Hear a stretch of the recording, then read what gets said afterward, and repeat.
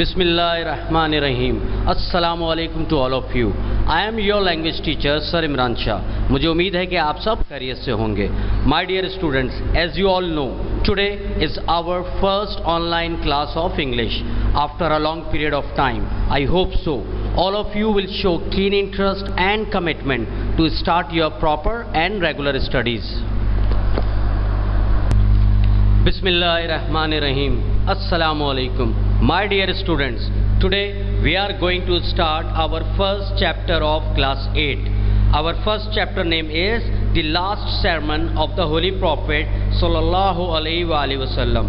So, before starting this chapter, I would like to tell you the summary of this chapter so that it will become more interesting and easy for you to understand this chapter before reading. Bismillahirrahmanirrahim. Dear students, our today's topic is the last sermon of the Holy Prophet sallallahu alaihi wasallam. حضرت محمد صلی اللہ علیہ وسلم کا آخری خطبہ. یہ topic حضور صلی اللہ علیہ وسلم کے حج سے متعلق ہے.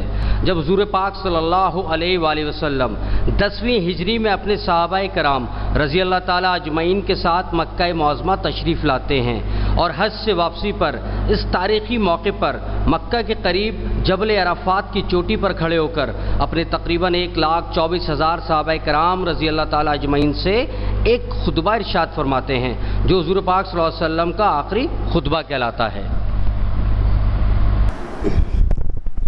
اس ٹاپک میں یہ بتایا گیا ہے کہ پیغمبر اسلام حضور اقدس صلی اللہ علیہ وسلم 571 عیسوی میں مکہ میں پیدا ہوئے. وہ قریش کے معزز خاندان سے تعلق رکھتے تھے.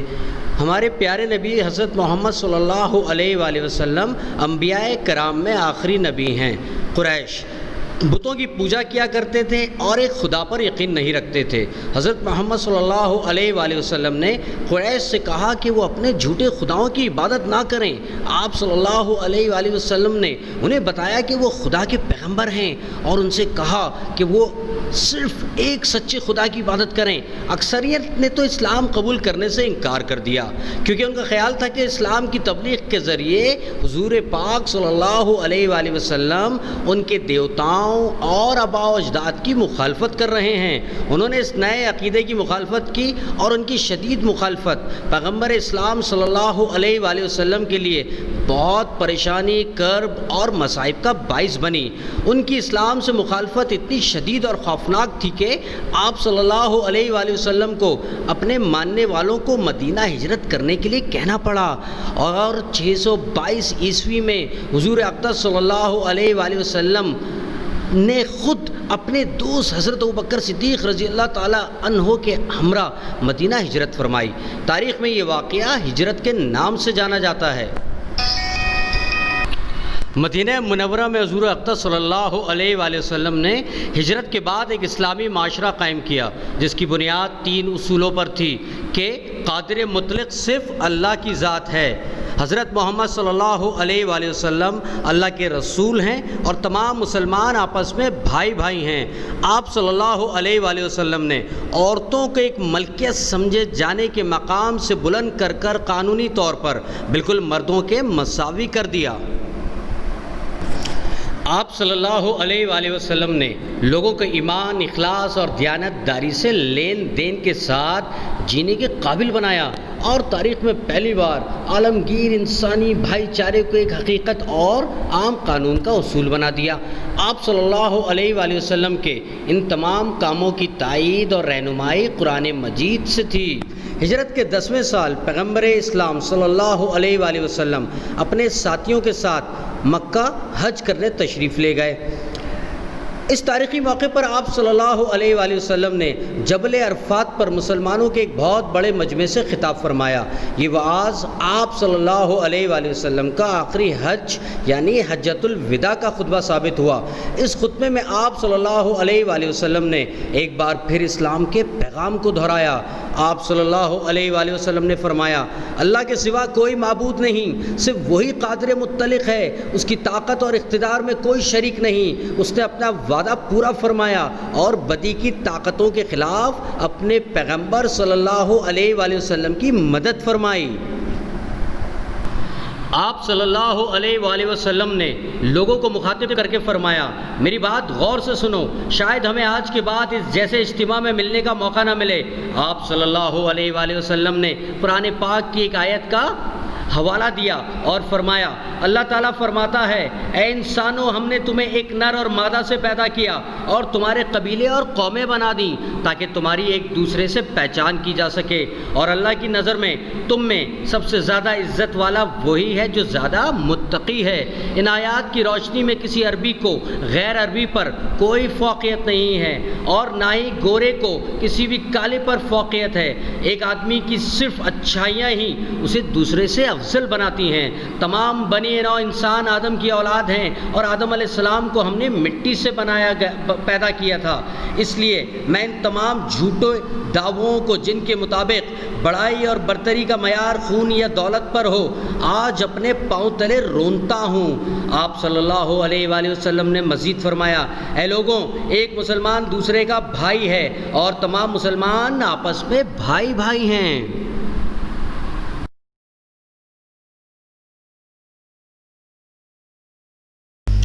Dear students, after the explanation of the topic, it's reading time.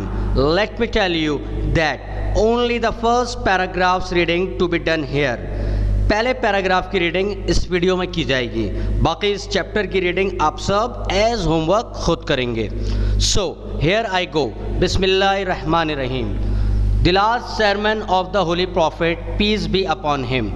حضرت محمد peace be upon him, the Prophet of Islam, was born in 571 AD at Makkah.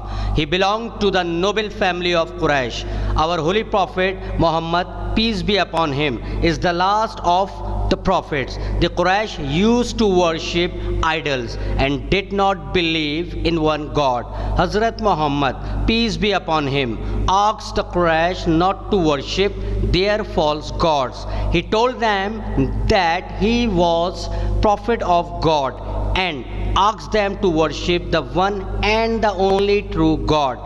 Most of them refused to accept Islam. They thought that by preaching Islam, he was against their gods and their ancestors. They opposed this new faith, and their bitter opposition caused the Prophet, peace be upon him, much agony and a lot of trouble. Their opposition to Islam became so fierce and terrible that he had to ask the believers to migrate to Medina. In 622 AD, the Prophet, peace be upon him, himself accompanied by his faithful friend Hazrat Abu Bakr Siddiq Raziyallahu Ta'ala Anhu, migrated to Medina. This event is known in history as the Hijrah.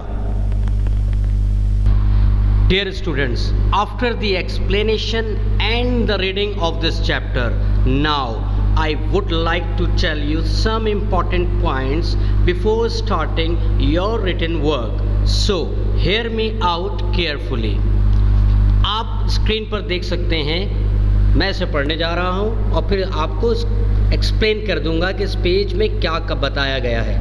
Question, answers and relevant exercises to be done in the class work copy. جی ہاں، بالکل ایسا ہی ہے جیسا آپ سمجھے۔ اس topic سے متعلق جتنے بھی ریلیونٹ ایکسرسائزز اور کوشچن آنسرز ہیں وہ آپ اپنی کلاس ورک کاپی میں لکھیں گے۔ Now move to the next one. Here comes the index. آپ لوگ جانتے ہیں انڈیکس اس طرح مینٹین کرنا ہے، کتنے کالمز آنے ہیں، سیریل نمبر میں کیا لکھنا ہے، ڈیٹ کہاں لکھنی ہے، ڈسکرپشن میں آپ کیا تفصیل لکھتے ہیں، پیج نمبر کس طرح دیتے ہیں، اور بالکل اسی طرح ایک لاسٹ کالم ہوتا ہے ٹیچر سائن کا۔ آپ سب نے اپنا کام شروع کرنے سے پہلے بالکل اسکرین پر نظر آنے والے جیسا انڈیکس پراپرلی بنانا ہے۔ Okay, now move to the next one. Here comes page number 1۔ یہ وہ پیج ہے جہاں پہ آپ mid year examination study starts 15 جولائی 2020 کا ٹائٹل پیج بنائیں گے اور یہیں سے آپ کی پیجنگ اسٹارٹ ہوگی۔ Now here comes the page number 2۔ یہاں آپ دیکھ سکتے ہیں your mid-year examination syllabus is written on this page and this is our page number 2. Mid-year examination syllabus 15 July to 14th November 2020. all you need to do just copy down from top to bottom. Okay یہ سارے topics ہیں text کے آپ کے جو ان 4 مہینوں میں آپ کے مڈ ایئر ایگزامینیشن سلیبس کے طور پر پڑھائے جائیں گے. گرامر کے اندر آپ relevant exercises from the text and ورب بک لکھیں گے. کمپوزیشن میں اپلیکیشنز لیٹر اور ایسے لکھیں گے. Now here comes the big one. Yes, the big one, because from this page you all will start your first chapter. On this page 3 you can see the title page of chapter 1, the last sermon of the Holy Prophet sallallahu alaihi wasallam to be made. And after this page here we have all the question answers and all the relevant exercises of this chapter like RTCs and fill in the blanks. I hope so all the copy work to be written down neatly and cleanly as directed by me. Before the end of this video آپ سب note فرما لیں on line classes روزانہ صبح 10 بجے سے دوپہر 1 بجے تک منڈے ٹو فرائیڈے کنڈکٹ ہوں گی. لہذا آپ سب اپنے ٹائم ٹیبل کے مطابق مجھے روزانہ منڈے ٹو فرائیڈے جوائن کر سکتے ہیں.